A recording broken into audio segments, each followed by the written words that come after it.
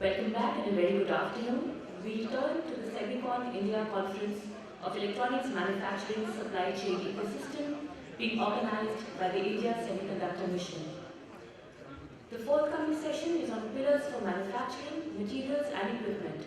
It is a panel discussion regarding the industry readiness, challenges for material and equipment in the semiconductor domain. The yield, efficiency and reliability of the devices manufactured in these mega facilities depend to a large extent on the purity and quality of the raw materials and chemicals. As we all know, their role becomes even more significant considering the fact that the purity of the raw material and chemicals needed for the semiconductor manufacturing is of the highest quality parameter. To discuss all of this and much more, we have a very distinguished panel, which includes Mr. Srinivas Satya from Applied Materials, Mr. Krishna Srinivasan, Lab Research, Mr. Dominic David from KLA, Mr. Bruce Davis from EFAC, Mr. Sri Deshpande from TOK, and Mr. Anand Nambiar from Merck. This session will be steered by Mr. Marwa, Senior Director and Group Coordinator at MIT. He leads the R&D in communications, convergence, broadband technologies, and e-infrastructure, and also supports the promotion of electronics hardware manufacturing and semiconductors. Mr. Marwa is also the Interim Chief Technology Officer of the India Semiconductor Mission. Mr. Marwa, may I please invite you to come on the dais and introduce the panelists. Can I request the distinguished panelists to please be present on the dais? Thank you.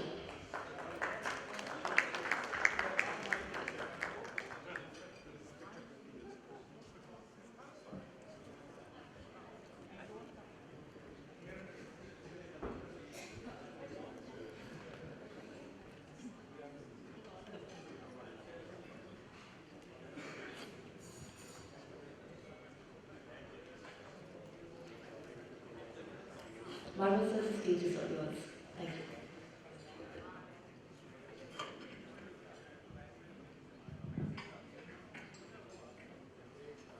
Good afternoon, everyone, and welcome to this session on bridging the gap for a robust manufacturing ecosystem. The first session post lunch, and I feel it's very challenging to participate in the session. Feels maybe, but we will try our best to make it interesting. So we have today a very distinguished panel, and panel discussion will be regarding the industry readiness and challenges for materials and equipment. In order to establish any specialized manufacturing facility or industry, equipment, raw materials, chemicals and gases, they play a very important role.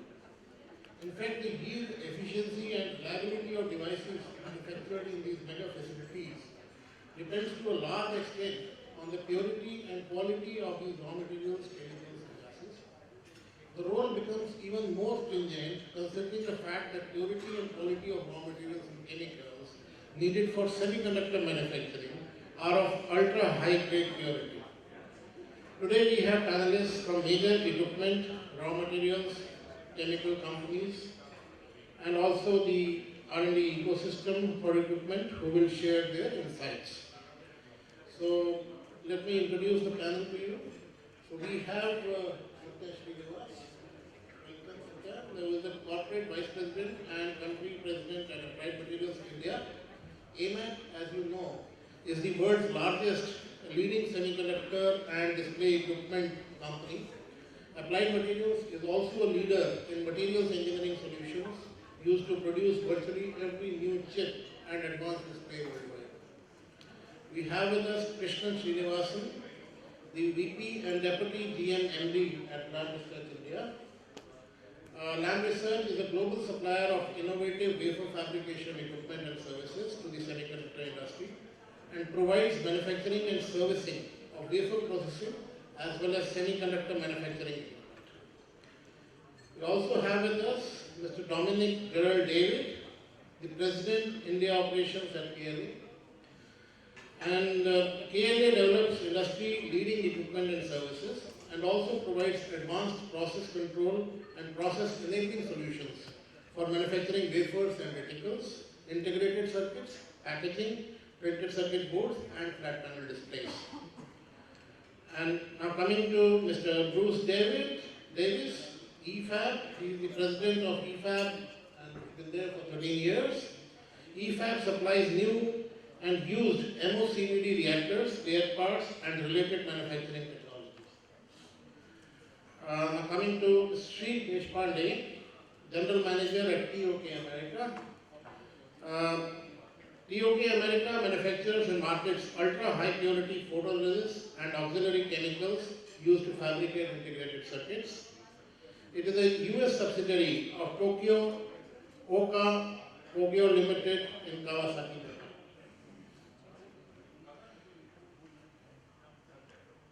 The last panelist, Mr.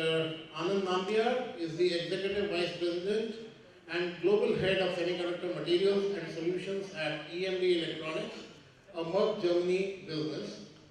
Merck, as you know, is a leading science and technology company, operates across healthcare, life sciences, and electronics. So, we will, given the limitation of time, 1 hour, what I propose, I will pose questions to each of the panelists, and then we can let it not be watertight. I mean, you're all requested to chip in. So the first question to Srinivas Satya, Applied Materials, and Krishnan at LAM. Keeping in mind the recent announcements of the construction of various semiconductor facilities globally, what is the position of demand and lead time of supply of various semiconductor manufacturing equipment? Good afternoon, everyone. Thank you for the question. Before even I answer that, I just want to say my thanks to everyone.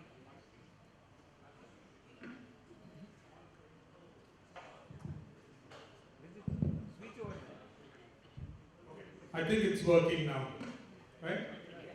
Perfect. Thank you, everyone. Thanks for the question. I first want to say my thanks to everybody at ISM and Mighty who put together this event. We've been working with them in various activities over the last year or so. It's actually been a very productive partnership for us with the government and ISM teams here. So I look forward to continuing that going forward. To answer Nagwaji's question, I think a very similar question was asked of me at the SemiconIndia panel back in April when we did the event in Bangalore. Clearly the industry has changed a little bit even in the last 10 months or so. Towards the end of 2022 we saw the softness, near-term softness. So the supply-demand picture of equipment has definitely improved, but only in pockets. There are still many areas where there is quite a bit of long lead times and scarcity. Certain products which are exclusively used at the leading edge, where the demand has been quite good. They are still in, there's a long lead time for those products. Similarly, certain products which are uniquely made for the auto and the sensors in the IoT markets, some of those things, again, there's been a tremendous growth in Europe and other places. So those equipment also continues to remain in short supply. But all in all, I think it has certainly improved. We are talking about lead times much better compared to what it was even a few months back.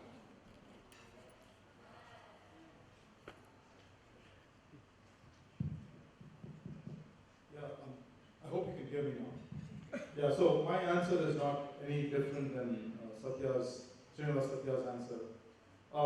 Without being evasive, there are products which, and markets by the way, but because some parts of the semiconductor industry are on a different business cycle than other parts. And so depending on the customer mix and product mix that we're trying to sell, there are differences in the answer that you could give to this particular question. Also, I think to a large extent, things are much better today than they were a year ago. But they're not anywhere near where we ought to be if you look at it from a pre-pandemic position. So the softening in demand for equipment as a consequence of macroeconomic changes has helped a little bit.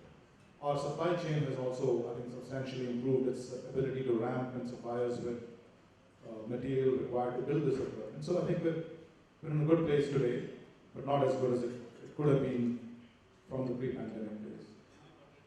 So I'll just add a small comment on that.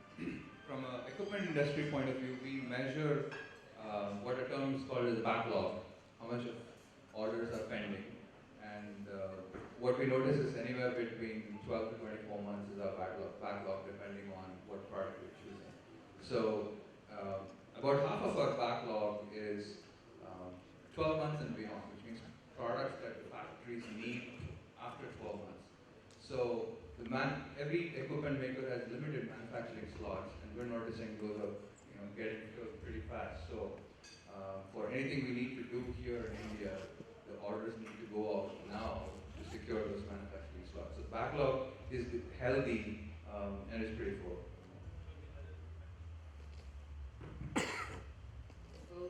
How do you see the Indian semiconductor fab ecosystem emerging in the light of the modified SemiconIndia program that has been announced, offering a very attractive set of incentives across all technologies and nodes?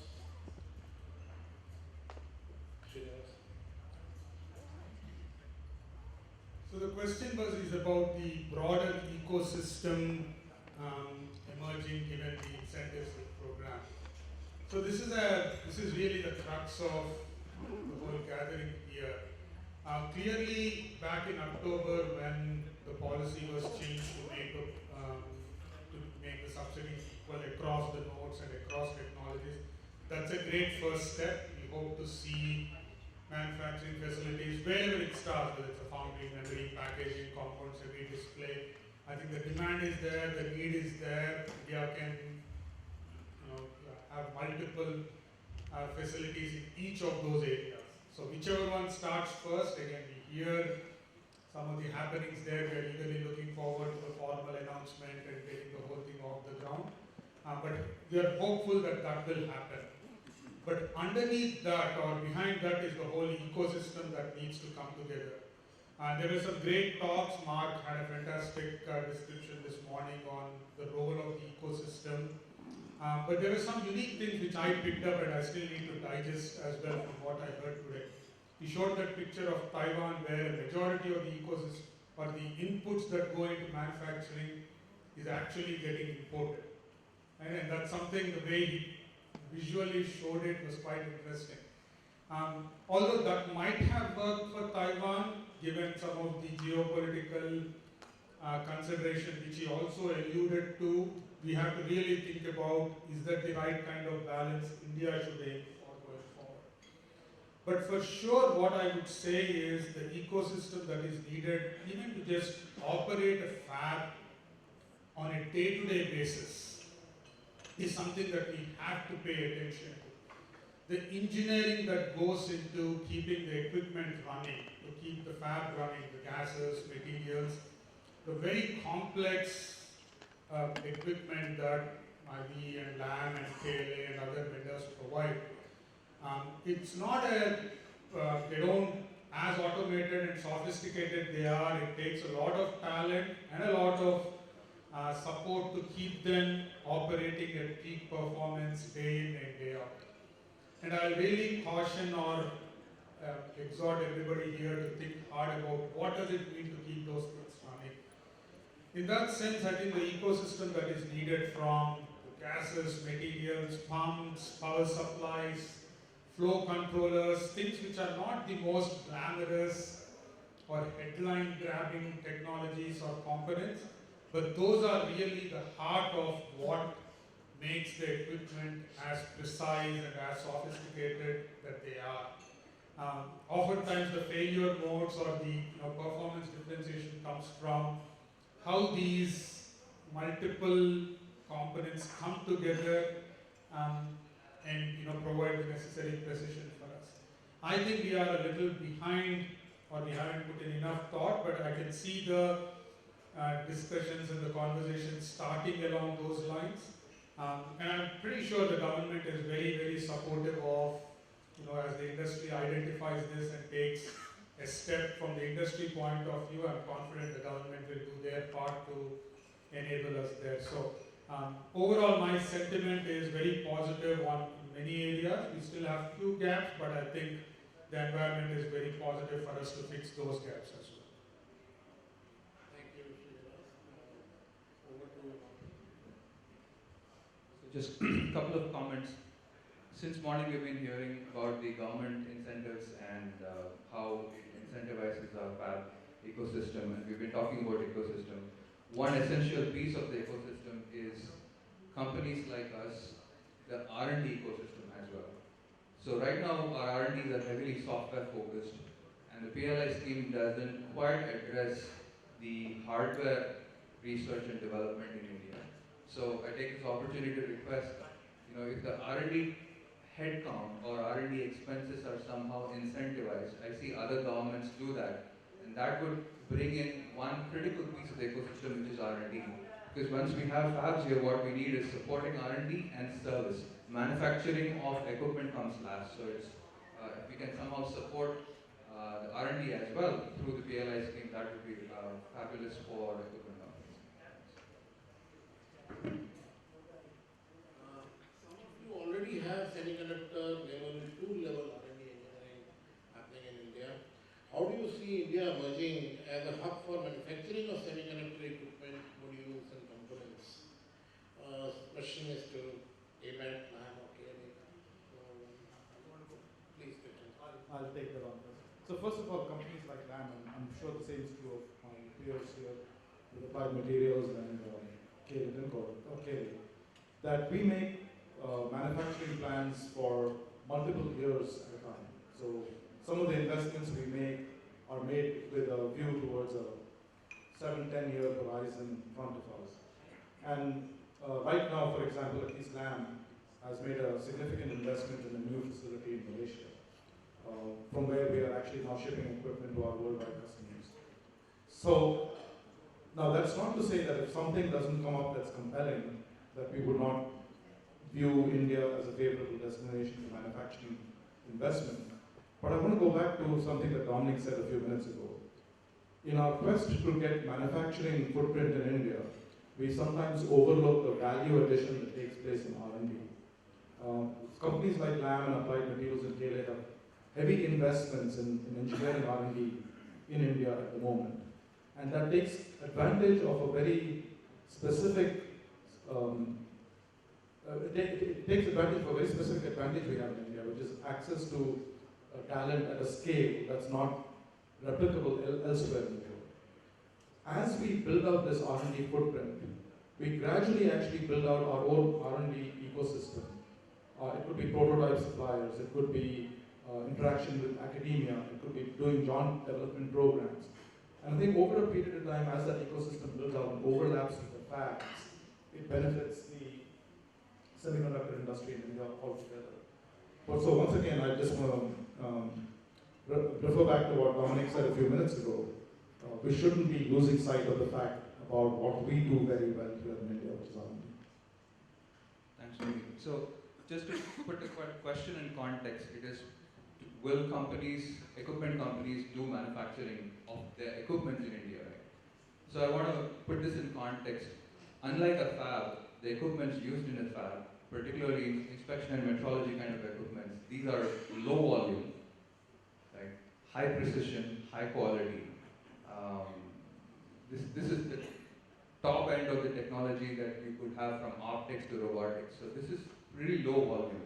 And whatever we need to do is kind of already met in different ways in the world. So unless something significantly shifts and draws this kind of a manufacturing to happen in India, right now we don't see a direct path to that. But that said, we are very keen, we are very interested to pitch that we would want to do more of that in India. But first step would be to do the full stack R&D in India. Second would be to service equipment that comes into India, that we are able to immediately support the fab that would come. And the third would be to do components, more like $5,000, $10,000 parts, and then go to multi-million-dollar machines. Dominic, what are the challenges for India to become a hub for semiconductor? So challenges for us to do equipment manufacturing. See, the critical pieces are the parts. Okay? The parts need to come in. See, most of us, all three of us, are really systems integrators, right? So the parts need to come in, and no matter in what geography we are manufacturing today, about 70% of the parts are flown in, and about 30% of the parts are locally sourced. So for the particular type of parts, we need that sort of a parts ecosystem, components ecosystem needs to be created. That would be the number one. Number two would be, since a significant part of everything needs to be brought in, import-export regulations and logistics need to be smoothened out so that it can happen in a really free way. That will be the second challenge. And the third is the talent. Now, like the presentation we heard, we don't have a volume problem, we have a particular skill match problem. For us to support an equipment, we need probably a dozen people who are the world's best physicists or people who are really good in high energy physics. So you pick an area, there's like a dozen people you need, and that dozen people are already available elsewhere in the world. So we got to have something more than that to pull that into India. So maybe when the fab ecosystem happens, then the equipment ecosystem might follow logically after that. No, I think I just want to re-emphasize something that I hope I said before, which is while we don't have immediate plans to put manufacturing in India for our equipment, and as Dominic eloquently said, regardless of where you make the equipment, a lot of the parts for that equipment get flown in, and the value that we add in actually assembling or integrating the equipment is actually quite small. The value we add in the R&D work that we do, the engineering R&D work that we do, is a much bigger slice of our revenue stream. And despite our plans to continue manufacturing in other geographies, we are actually, as a team, as an industry, the equipment industry, actually doubling down on our expansion of R&D capabilities. So just a few months ago, Lam announced the opening of a lab complex in Bangalore. And the kinds of work being done in that lab complex feed directly into our equipment design and go directly to our customers and have a beneficial effect on our customers. So it's important to not kind of look at manufacturing as an end unto itself, because the value addition that we get through the R&D that goes into manufacturing in places like Lam is far higher than the value addition from manufacturing itself. Thank you. My next question is to Anand Nambiar, also to Sri Deshpande, TOK. The availability of high purity, both CMOS process and wafer cleaning grade, specialized raw materials and chemicals are the key factors in deciding the yield, efficiency and reliability of semiconductor manufacturing. How do you see India as an emerging market as well as a center for large-scale production and distribution of these chemicals around the world? Thank you, and thank you for the opportunity. I'll start with a little fun fact about Merck. There are a few of you who came and asked me whether I'm part of the pharmaceutical company or not. So, quick fun fact, Merck is a 355-year-old family company, still a family-owned company based in Germany. And we had a subsidiary in the US which was expropriated after World War I. And since then, it's been an independent company in the US. So when you hear the word Merck, outside the US and Canada, it's the German Merck. And when you hear the word Merck in the US, it's the American Merck. Very confusing. Anyway, so the Merck has been in electronics for over 5 decades. And we're one of the inventors of liquid crystals that you're very familiar with, all the LCD displays. We're one of the largest producers of liquid crystals in the world. We've also been fortunate to build a portfolio of semiconductor products, and we're one of the unique companies, the only company that has material presence in every major manufacturing segment. So it's not lithography, deposition, etch, specialty gases, specialty chemicals, but very highly focused on high purity chemicals and high purity gases. And as has been talked about by the equipment suppliers, we work very closely with the equipment suppliers to develop processes that go into the fab.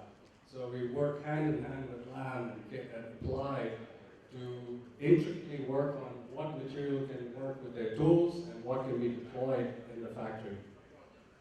In a very grounded way, I like what David Crick mentioned. We have an amazing infrastructure and knowledge base of people who've set up fabs in different countries, starting with Japan, Korea, Taiwan, China. We've done this many times. Many of our companies have done this. And it doesn't need to start with the highest level of complexity. As these gentlemen mentioned, you start with small things, like warehousing materials. How do you handle these materials? These are very complex and highly dangerous stuff. If the person in the warehouse doesn't know how to handle this material, your fab is in flames, right? So very simple things like this can be very quickly learned, reported, and placed in a pragmatic manner.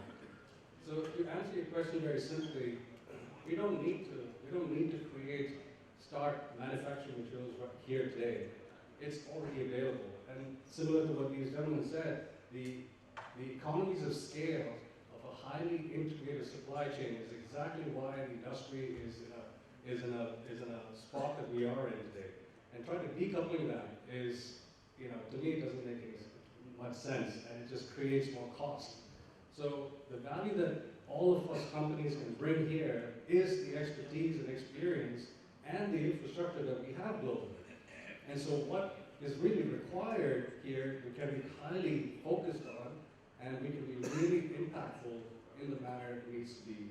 And R&D is one of the fundamental pieces where you start to work and understand what these applications are, what materials are needed, and so on and so forth. So I'll stop here and let Sri talk a little bit, and let me go on. Thank you again for the invitation. TOK is not really well known in India at all, for sure, but we are top 3 photoresist supplier in the semiconductor industry. We also have products that go all the way from wafer fabrication all the way to advanced packaging area. We don't use any gases, but I agree with what Anand said. The reason I'm here is because we have done this before. We are really focused on customers, and we go where customers are. And so we built a manufacturing facility in Portland, Oregon in 1993 as the customer base grew in US. We built a facility in Taiwan in 1998, but we didn't start with manufacturing facility right away in those countries either. And so there's a lot of, I think the step-by-step approach makes sense, even for the chemical base or chemical supply base, which are very highly pure, and it takes a lot of money up front with R&D, with equipment, etc. And so I can see this as we saw in other countries. TOK is a Japanese company, but we step-by-step approach of engage with customers, understand applications, define the products, distribute the products, and then step-by-step start hiring staff, train them on giving technical support to customers' applications, and then eventually, hopefully there'll be enough business case to make to build a full-fledged manufacturing facility here. So that's all. What are the key factors that will decide the establishment of production facility of CMOS-grade semiconductor chemical gases? And what are the limitations and challenges you see from the Indian perspective in considering environmental health and safety as major concerns related to the scrubbing of waste involved with processing these chemicals? Yeah, so I guess I'll answer the last part first. As far as handling the materials and not making sure that we're not impacting the environment, we only make all the liquid chemicals. We don't make any gases. We don't make any metals, metal compounds for the applications of semiconductor. And our methods of disposing of these materials is pretty set. Having said that, this based on the equipment we work with. But having said that, we are always continuing to work on minimizing the impact of solvents and reducing the material wastage in how we apply the materials on silicon wafers. And so I don't see that as a concern as per to say, because our material, waste materials are pretty contained. And also, I think we should rely on SEMI standards on all the handling of all the materials that SEMI has developed. And then, sorry, so and the first part, the challenges, as I said, when you think about specialty or highly pure chemical manufacturing, it's not just building a manufacturing plant for making the chemicals on a large scale. It's the ecosystem that we need as chemical manufacturers as well. So our customers demand us, we have certain type of equipment. For example, we have defect analysis tools from companies like KLA in our clean room as well. Sometimes we need big, expensive scanners that do photolithography. And so it's not just about building chemical manufacturing line and be done with it. It's all the other support infrastructure that we need. That takes a lot of investment. And I think, and really, it comes down to the business case in that case. So. Yeah, Sri, I think business case is the key here, right? If you look at the number of wafer starts globally, roughly 6 to 7 million wafer starts per month is what is globally put in production.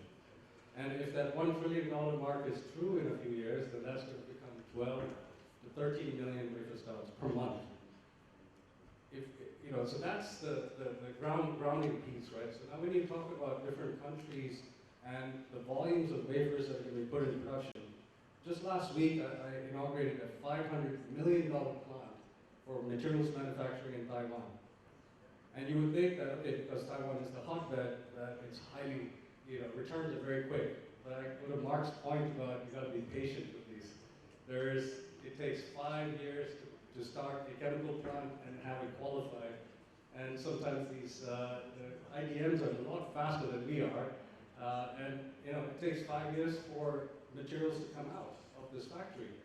And then after that, it's just a starting point. So even this $500 million investment that we're making is what I see is not even enough to cover for the next, by the end of the decade, we'll probably need more tranches of it. And Merck has already announced a plan to invest $3 billion just for the next 3 years for capacity and competence capability development. So if you think about what does it take for manufacturing footprint to happen here, you need volumes. However, it's not necessary.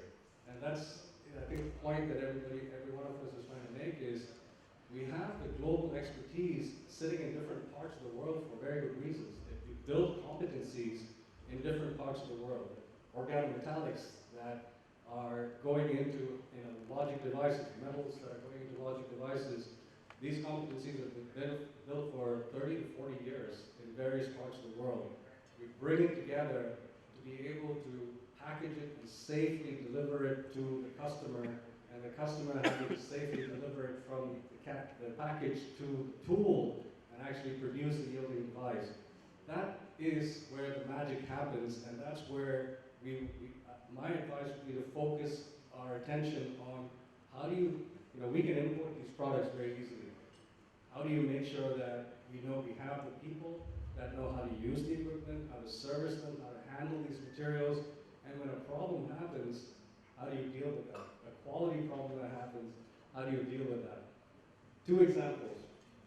TSMC had a quality problem, I don't know, maybe 3-4 years ago. $500 million in scrap.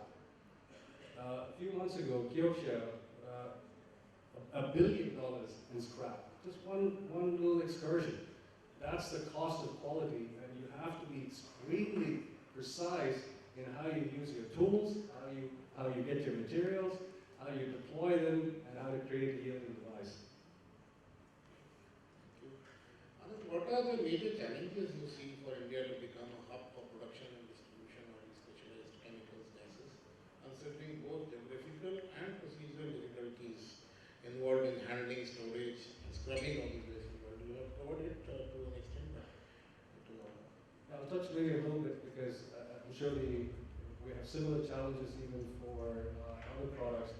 Regulatory concerns, safety is one of the biggest concerns. You know, when you talk about specialty gases like nitrogen trifluoride is 17,000 times more potent than carbon dioxide. So you're using this chemical, you're producing these chemicals, it needs to be deployed, used widely. So safety of how to handle these materials is key. Second part of it, which I think India can focus on, is sustainability of these materials. As I mentioned, 17,000 times more potent, but working with the ecosystem, we need to find better alternatives for these chemicals. And Merck is investing into finding alternative specialty gases, specialty materials that are less harmful, or at least we can completely abate. These should be, I think, regulatory challenges, handling of material, people understanding what these materials are is super critical. A simple example, if you see a puddle of liquid in the fab, if somebody goes and tries to wipe it with a piece of cloth, you got a problem. It's simple things like that that become extremely critical in a smooth operating fab. Shri, you would like to supplement? Yeah, I think the challenge is, so we are trying to address the issue that Anand mentioned with respect to supply chain and trying to find alternative molecules that have potential future issues through regulatory framework. And so one of the things I'm doing here is looking for raw material suppliers, local raw material suppliers, which there are plenty, but they're not at the semiconductor quality, honestly. So there's a big gap between, even if you work with the API manufacturer, to bring them to semiconductor manufacturing, it's going to take investments. And so that's the challenge in India. Even though there's a lot of talent, chemical talent in India, we need to upskill it. We need to bring the suppliers up to the semi standards so that we are doing everything safely first, and we are following, and we're not making any regulatory restrictions on using what type of materials we use in the fab. And so that's the challenge. But again, I think we don't need to reinvent the wheel. We have all of us, equipment suppliers and material suppliers have done it in many other countries. Let's bring this knowledge together. I like Ajit's idea of forming a working group for materials and equipment suppliers with ISM and figure out how to best deal with establishing chemical supply chain for SemiconIndia. Just following up on something that Anand said a few minutes ago. The concept of putting an ecosystem together is not to try and manufacture everything in one place, but to actually have these kinds of interactions. So something you mentioned a few minutes ago, that there may be a chemical that's made in a more sustainable fashion, or maybe there's a disruptive new chemical. Why couldn't that chemical be tested, say, with an equipment supplier in India? And that's truly the power of an ecosystem. It isn't that the chemical needs to be manufactured here, or the equipment that uses it needs to be manufactured here. I think if you try to replicate what people are already doing very well in other geographies, it's not going to work, because the risks involved in adopting new sources or new places where equipment is built, the risks to our customers are very large. Instead, if something disruptive comes up, that becomes a really good entry point for manufacturing capability.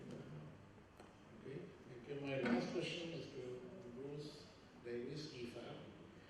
What is the current scenario of the supply of refurbished tools globally, considering availability and turnaround times?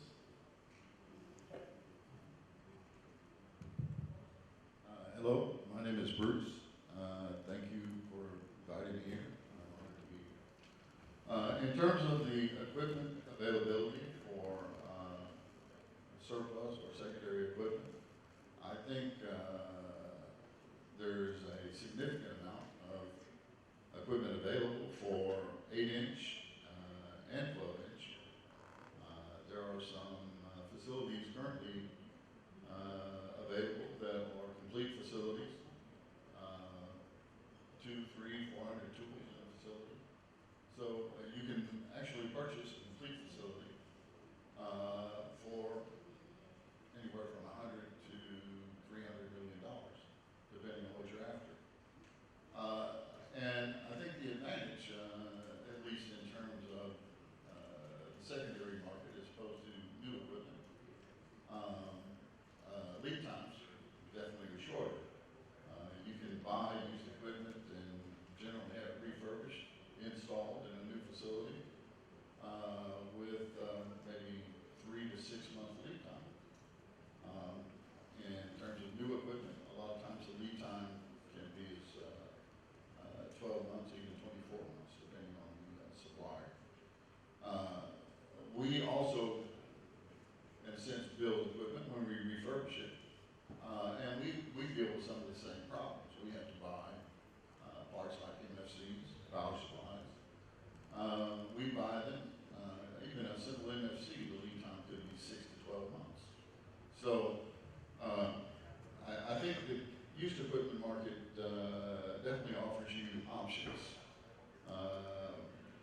good equipment. You can get refurbished. You can buy as is if you're really looking for something on a budget. Overall, for refurbished equipment, you're looking at equipment that costs you 40 to 60% of brand new equipment. And generally, refurbished equipment comes with 6-month warranties. So you do have support for a considerable amount of time. You don't have to worry about spare parts. And you also get engineering support. So it's definitely a viable option to look at. And you can find equipment for manufacturing DRAM, CMOS. You can buy equipment for flat panels, solar production, gallium arsenide facility. You want to build a facility to make lasers, solar cells. All of that equipment is available. So definitely, if you want to be looking at all the avenues, do see what used equipment is available for you before you sign a contract to maybe buy all new equipment. In fact, many of our customers and TSMC sometimes does come to us.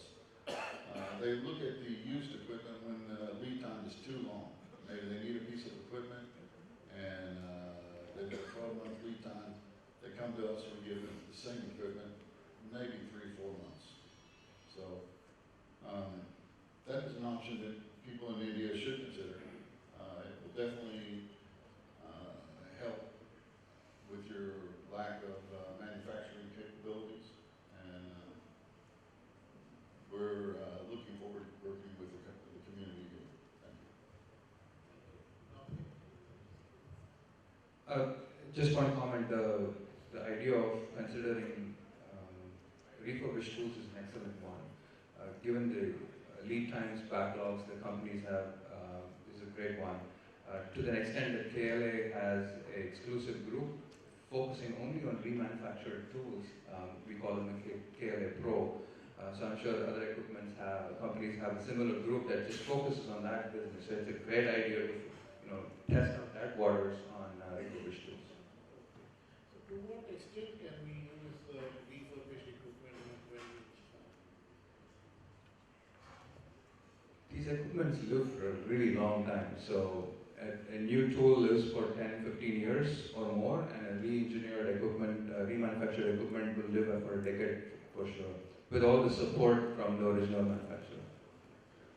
Let me add one.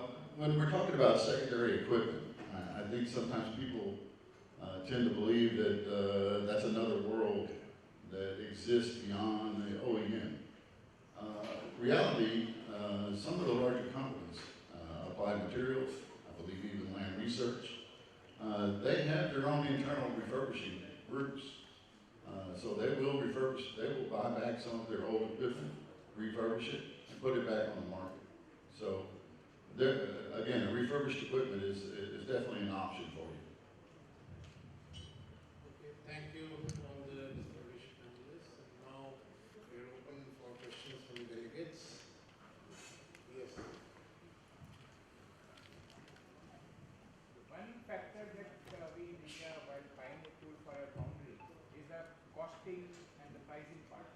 And many a time our finance wants to know what are the cost justification for that. So how is that pricing policy that you are adopting to price the goods in India? Is it so little separate than what you are offering to other countries, or the same as what it is being offered outside? And secondly, I would like, I'm a big proponent of direct dealing with OEMs without intermediaries, because that creates an overhead to it, as well as the mix of many other things also. So I would like to hear from the OEMs. So what is the pricing policy, and do you offer the same price to India? Can I take a shot at it? We haven't sold semiconductor equipment in India yet. And therefore there is no policy for it. But that said, every pricing is a separate discussion, it's a custom discussion, there is really no policy on it. So do bring it up for discussion, we'll be happy to have a custom discussion on it. I'll take the easy part first, I'll take the easy part second. Yeah, I think when you buy equipment from us, you deal directly with us. they don't know what to do. I don't know, so Srinivas, Again, the pricing just is a function of the business opportunity, the value proposition we see, and there is no one size fits all. Good afternoon, I'm Pankaj Gulati from CTIA. We ran our wafer fab on the discrete semiconductors for about 30 years in India. And I very much believe what you said, that refurbished equipment is the way to go, because we're not looking for nano. We were working on 1 micron, 2 micron technologies, and that was the best we found. Now, some of the times we had a problem that refurbished equipment, when you used to buy, the original equipment supplier did not support us on the service. Forget the service part, we used to do it on our own because there's no service center those days. But even the spares were difficult to get. Now, the reason I'm asking this question is currently we're again looking at various possibilities, and there are certain fabs available as a complete fab to be relocated into India. And the equipment will possibly again be old equipment, maybe 10 years, 8 years old. Would the equipment manufacturers willing to support on the spares availability for those equipments? Because some of them belong to your companies here. Thank you.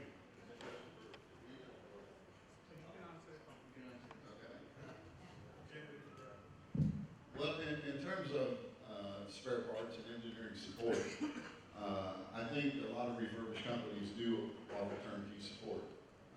EFAB, we do offer turnkey support. So not only do we have the engineering capability to refurbish the tool, we can install it, start it up, commission it, and provide you with basic process demonstration.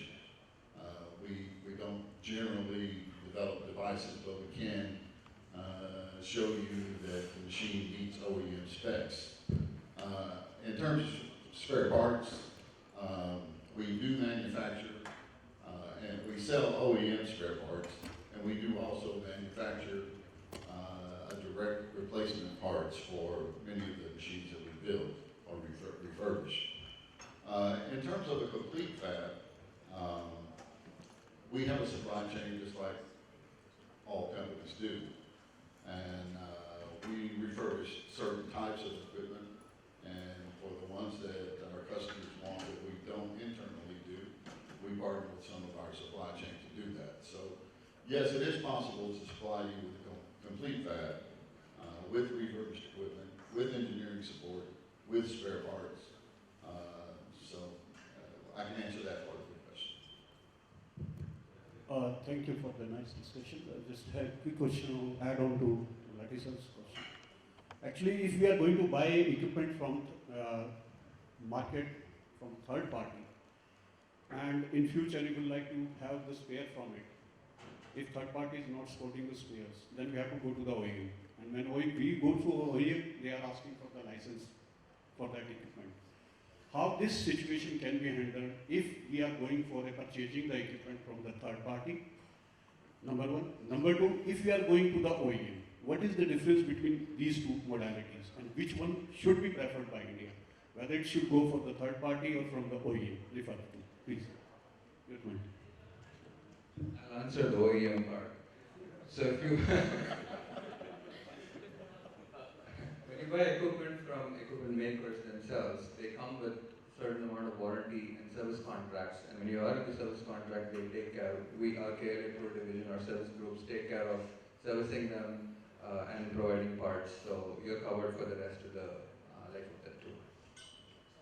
License. What part of the license? If we buy equipment from the third party, and if we go in the future with the OEM, what will be the procedure or modality? I think you're on your own at that point. There's no way out it means. Then you prefer that we should go for a OEM preferred part, not from the third party? I didn't hear that. Please. Let me just say, let me say it this way. I've been an OEM, and I've worked for Lam Research before in equipment manufacturing. Most OEMs will tell you that they're not going to support third-party tools, and they do so to motivate you to buy new equipment. At the same time, they do refurbish, many of them refurbish their own tools. So if you're worried about buying a tool from a refurbishing company, perhaps you can ask the OEM for availability of secondary tools. And at the end of the day, whether or not they support you depends on the size of your company. OEM may not support a mom and pop electronic shop, but if TSMC bought a used tool and they needed support from Lam Research, I think Lam Research would support them. Actually, I need to step in here for a minute. Yeah, please. We will support any customer that buys tool from us. Thank you, thank you. That one more question. If I'm going to ask, going for a equipment from the third party, which is referred by the third party, though they are giving me the spot of 6 months. As you say that equipment from the second-hand equipment can be used for the DRAM technology, say I'm taking it up to 28 nanometer or so. How the material being used during the refurbishment is being guaranteed for the long-term stability of the equipment vis-a-vis the process requirement. There's kind of an echo, and it's hard to understand exactly what. Okay, I'll take it separately. I'll ask. Okay. Thank you. So with that, we come to the end of the session, and let's end with a huge round of applause for.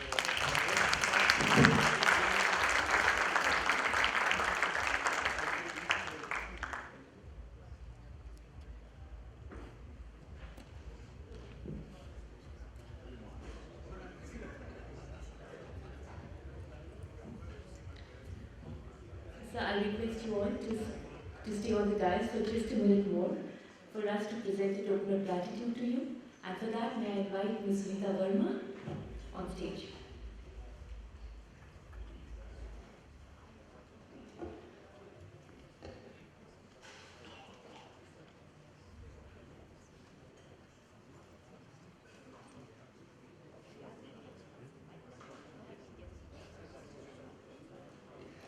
Mr. Srinivas Satya from the Applied Material.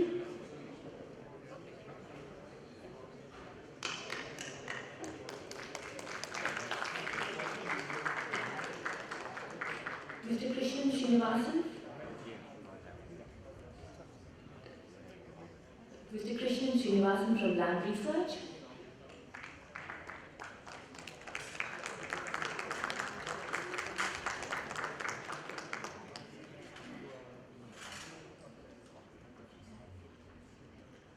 Mr. Dominic David Kere.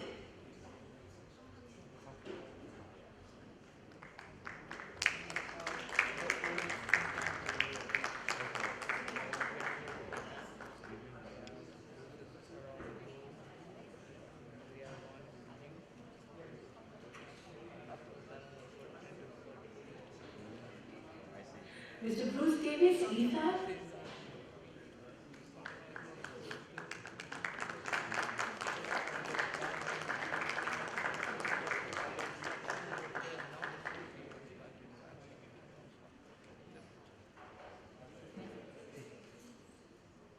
Sri Deshpande from TOK.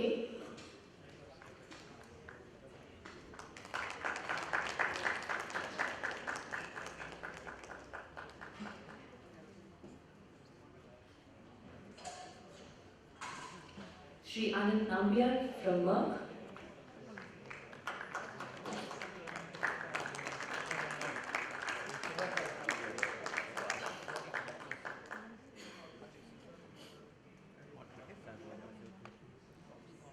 And last but not the least, Sri S.K. Marva, who moderated the session so beautifully. Thank you, sir.